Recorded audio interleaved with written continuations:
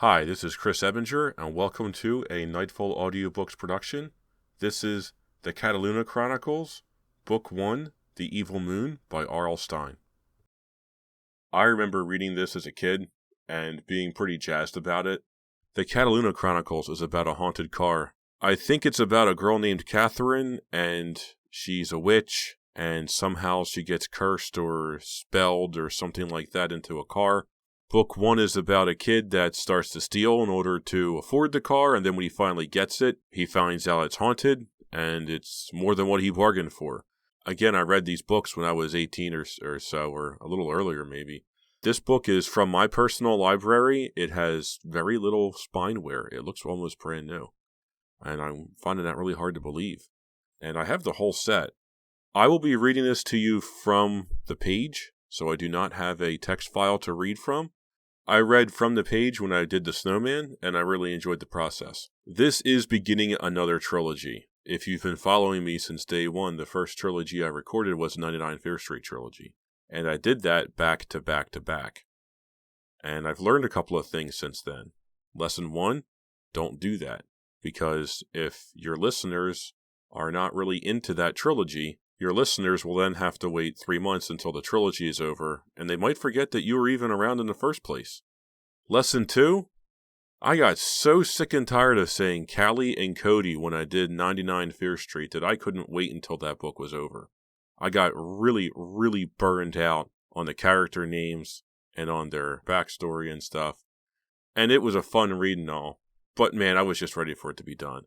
And I'm really glad that it's over, and I'm glad I didn't burn myself out on it. So lesson number 3 will be something I'm going to be implementing, and that's I will be recording book 1, releasing it, and then doing something else. I'll record book 2, release it, and do something else. And same thing for book 3.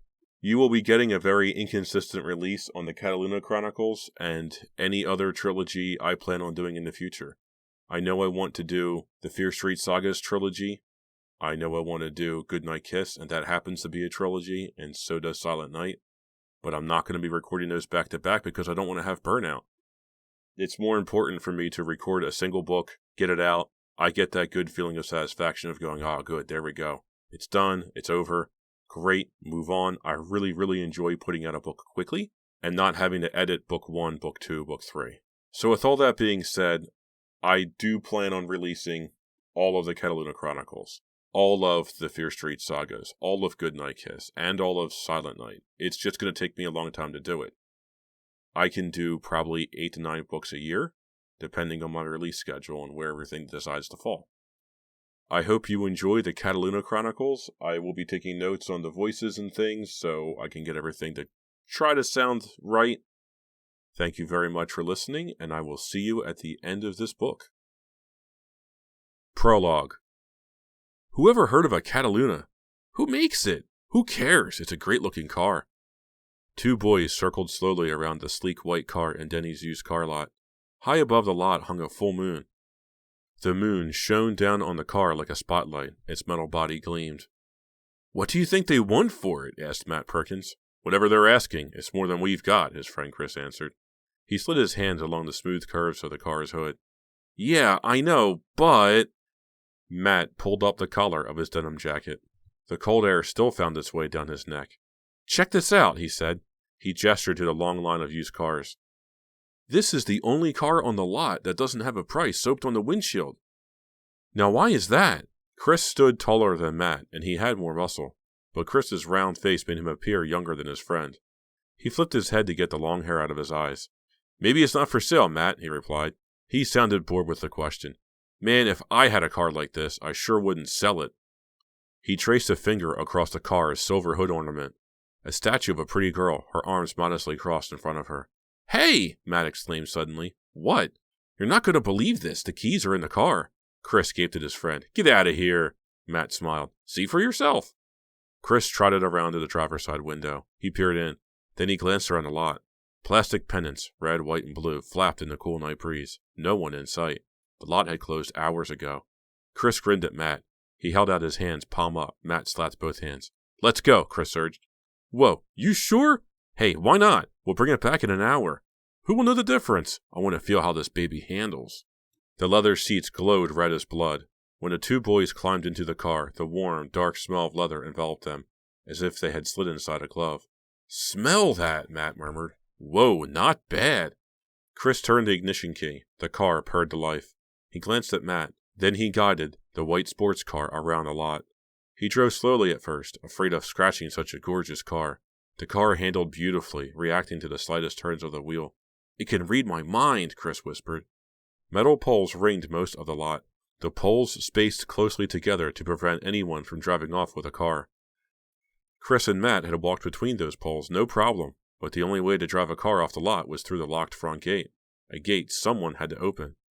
"Tonight must be our lucky night," Chris declared. He pulled out onto the street. "You can say that again," Matt agreed.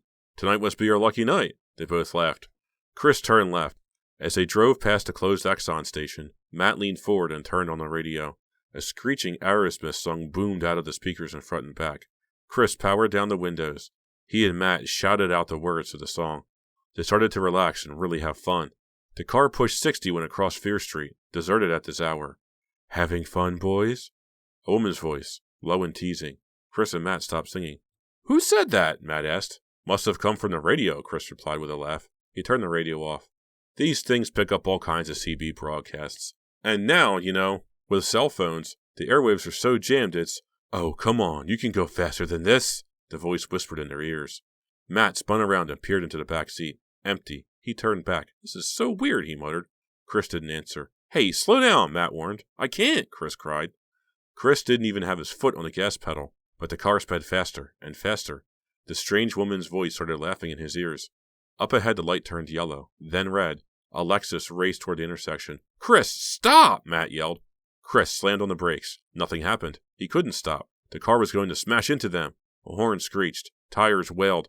Chris burst through the intersection. "We missed it," he shouted. "Are we having fun, boys? What's that? You want to go even faster? Okay." Faster. They were both screaming now. The car veered left, right. The sharp turns threw them against the doors. Chris spun the wheel. They sped up the on-ramp to the highway, doing 70, 80, but the yellow road signs warned sharp curve ahead. And the white sports car drove straight as a ruler. Chris yanked his door open. "Jump!" he shrieked. "Matt, jump!" Cold night air blasted into the car. The dotted white line appeared as a solid white blur beneath Chris's feet. He leaped, so did Matt. The two boys flew out onto the highway. The pavement rushed up and struck them with incredible force. They both rolled over a few times, then lay still. They didn't see the big truck rounding the curve, roaring toward them. The boys lay still, unconscious. 2 lumps on the dark road. An air horn blasted. The truck driver hit his brakes. Not in time. Bump, bump. Bump, bump. The truck's middle tires hit. Bump, bump. The rear tires. The big rig squealed to a stop. The driver pulled over to the side of the road. He jumped down from the cab and hurried back along the weedy shoulder of the highway. The highway stood quiet. The rasp of crickets and the faint hum of power lines provided the only sounds. The driver hiked 80 yards. "Did I hit a deer?" he wondered. Then he found the flattened, blood-soaked bodies of the boys. The tires had missed the first boy's head. Blue eyes stared up at him lifelessly from a round, babyish face, and a few yards away, the truck driver, bent over double, started to vomit. Then something made him lift his gaze. A white car sat on the side of the road, without a dent or a scratch. The headlights pointed straight ahead. "It's staring at me," the driver muttered. Those 2 boys weren't the first victims of the strange white car. I was. Strange as it may seem, my suffering began 300 years ago. In the long, dark history of the Cataluna, I am the only survivor. I've waited centuries to tell my story, and now it is time. My story begins in the small New England colony of West Hampshire in 1698. September, a dark and dreary afternoon. An icy wind blew through the colony. The clouds hung low. You could tell another storm was coming. Who knew if we would survive it? We had endured a harsh year. The animals lay dying. The crops were poor. The whole colony seemed to be cursed. Chapter 1. Catherine Hatchett, 15, peered longingly through the open window into the school. She stayed close to the wall, hidden to one side of the window frame. If the teacher spotted her, she would find herself in all kinds of trouble for disrupting class. More trouble, the last thing she needed. "Amo, amas, amat," droned Master Porter, waving his hand through the air. Around him on log benches sat the younger boys, repeating his every word. They studied Latin. Catherine spotted 2 5-year-olds. These young students could already read Latin, English, French, or Gothic letters. Once Catherine had borrowed a boy's horn book. Fascinated, she peered through the thin sheet of yellowish horn. The alphabet and Lord's Prayer were printed on the sheet of paper beneath.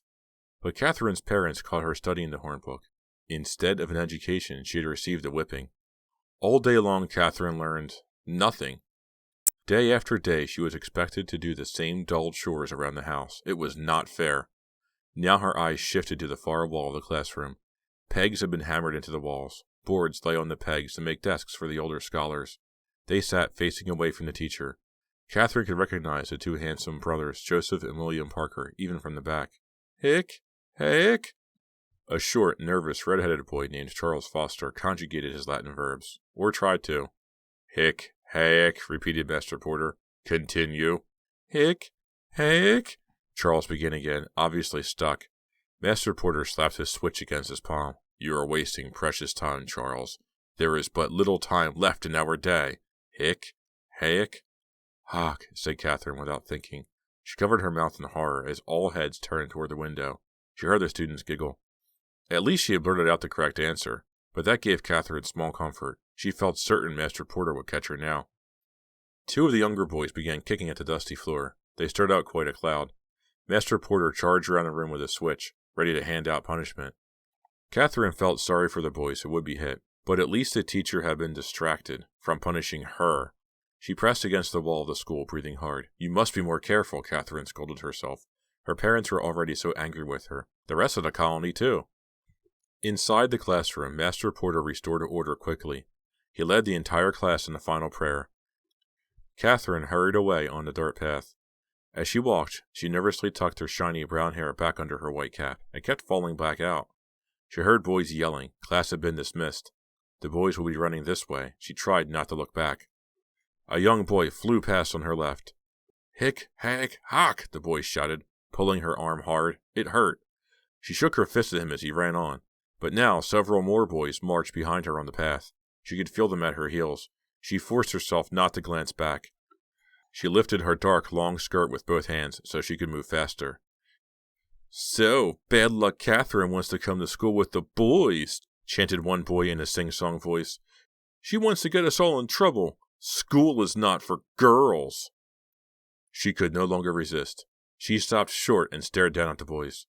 Do you think girls should not be allowed an education as well as boys? Answer me. Do you think a girl enjoys having her mind go idle with nothing to challenge her? Do you? The boys stared at her with impish faces. Do you see the terrible boredom a girl suffers when all she has to do is sew or cook or clean? She demanded. The boys laughed as if she had told them a joke. It had been a mistake for her to stop. Now she found herself in the middle of the stream of boys coming from the school. They had all heard her angry words, and they all joined in the laughter.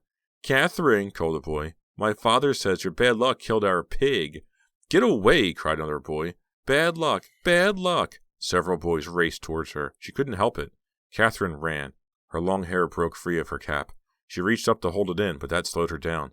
So did her skirt. Boys in their breeches could easily catch her. An older boy, John North, darted ahead of her and blocked her way. He shoved her backward. If you think you are as good as a boy, prove it. He shoved her harder. Wrestle me.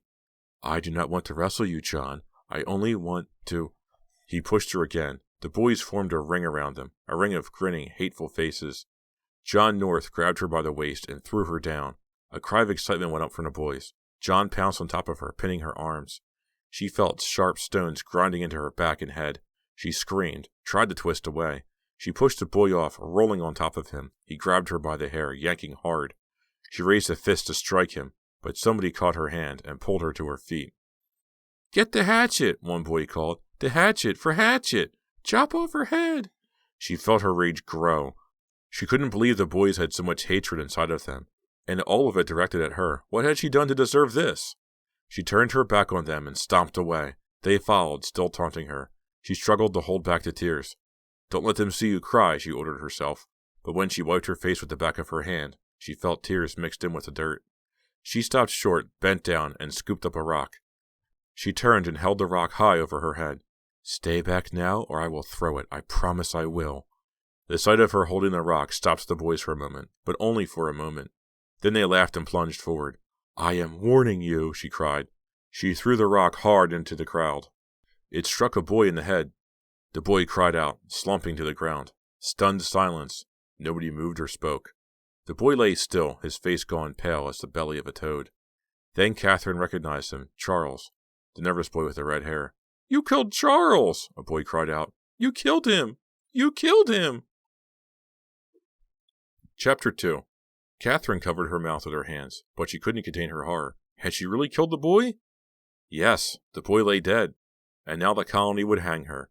Tonight she would feel the bristly rope tighten around her thin neck, choking out her last breath. Charles suddenly sat up. He laughed. William Parker pointed at Catherine. "She's all red!" "She really thought she killed him," Joseph Parker yelled. "Fool! And she thinks she can learn in school with us?"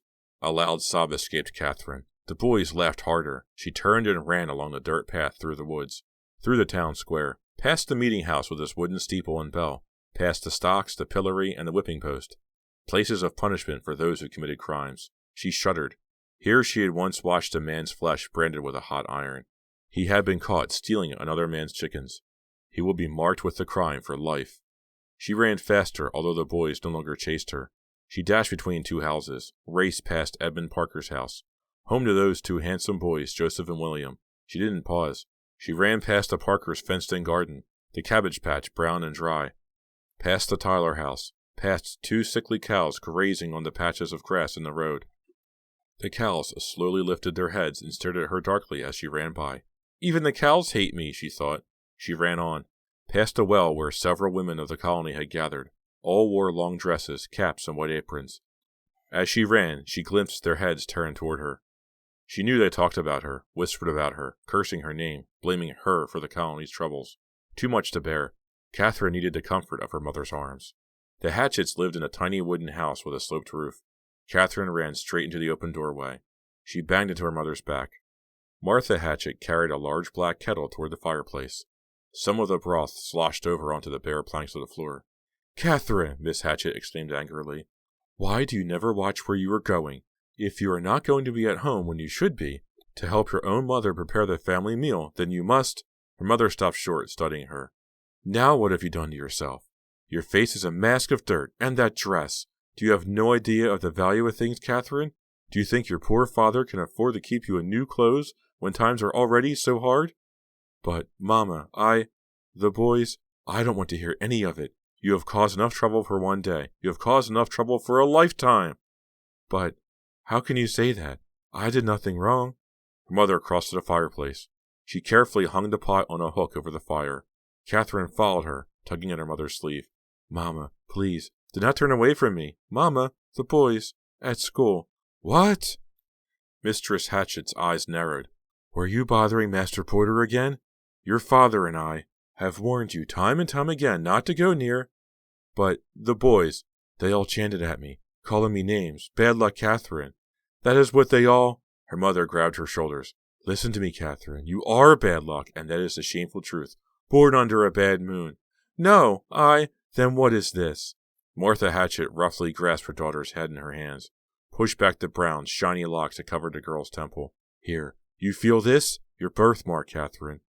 Catherine twisted her head, trying to pull away, but her mother held her firmly. Catherine knew the birthmark well. She had studied it for hours, tracing it with her fingers. It almost always made her cry. She found the mark so hideous.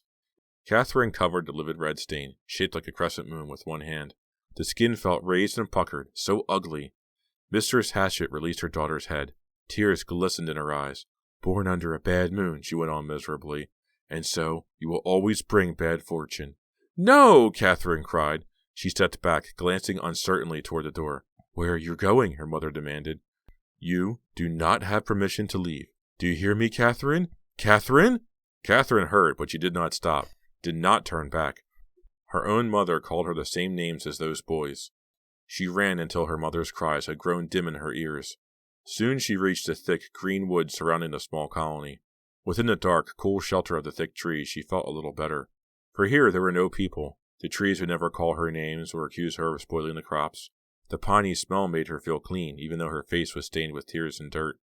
After she had wandered a little further into the woods, her feet began to direct her, telling her to choose this trail over that.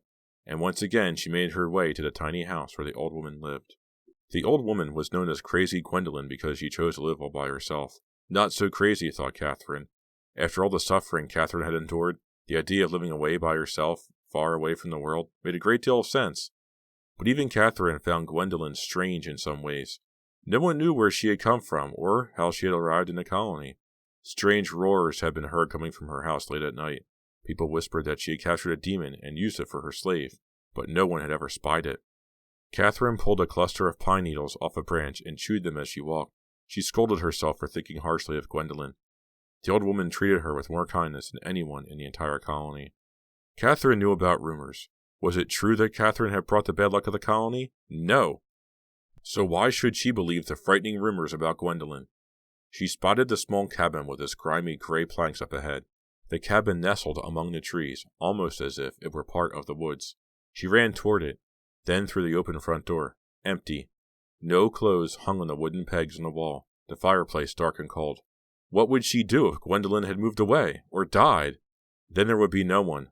No one in the world Catherine could turn to. "Catherine," called a raspy voice. She whirled around. In the doorway stood the tall figure of Gwendolyn Parrish. As always, she held herself straight, not stooped with age. Her long, silver hair curved down to her waist. Her face was creased and cracked and whiskery. "Ah, Catherine, my poor Catherine, have they been so cruel to you again?" Catherine did not have to tell her what had happened. Gwendolyn already knew. She always knew. Catherine ran to her. Gwendolyn threw her arms open wide and hugged her. Her bony arms clung to Catherine like vines. "There, there, Catherine. You will survive these bad times. I promised you that. I know you feel as though the pain is too great, but you have my word. You will survive." Catherine pressed closer against her, her hot tears soaking into the woman's dress. Names, cursing me. Even my mother. I know.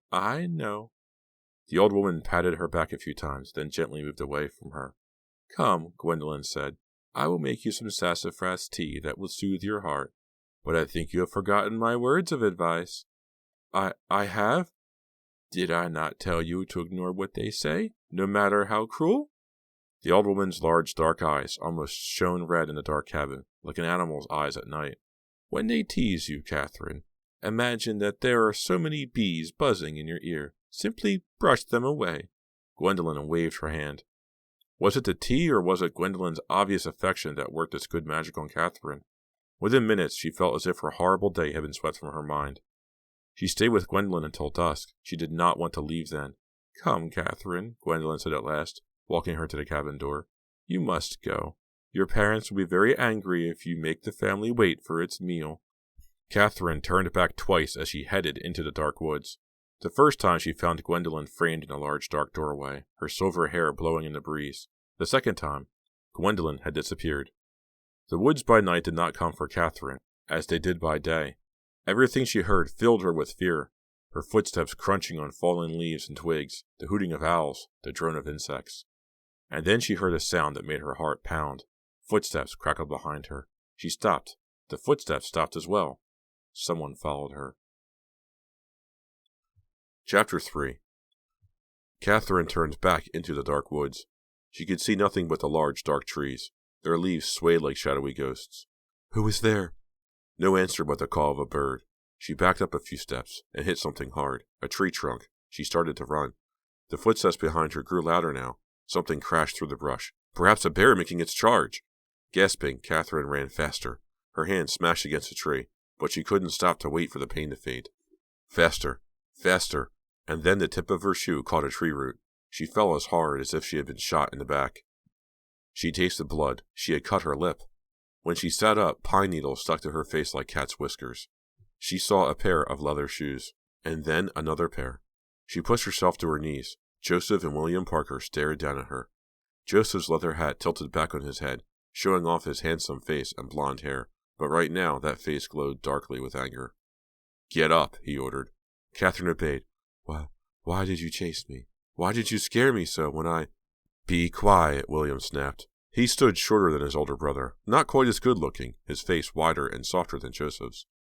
Usually Catherine thought him more kind-hearted than his brother, but now he sounded just as angry, just as fierce. My father says our pigs are dying because of you, William accused. Bad Moon Catherine. That is a lie, Catherine protested. She forced herself not to cover the crescent-shaped scar on her temple. You are to blame for the bad crops, William went on. Because of you, everyone is going hungry. His face twisted with anger. I suppose you do not feel shame. No matter. They will soon banish you from the West Hampshire colony, Bad Moon Catherine. I heard them talking. She tried to remember Gwendolyn's advice, told herself not to listen, but terror gripped her. She could not think. Who has been talking? You will find out soon enough. The brothers closed in on her, one from each side. She inched backward, but William caught her hand. What are they planning to do to me? She wondered. All right, William, Joseph said sharply. Let her go. I will take care of her. You run on home. William stared at his brother.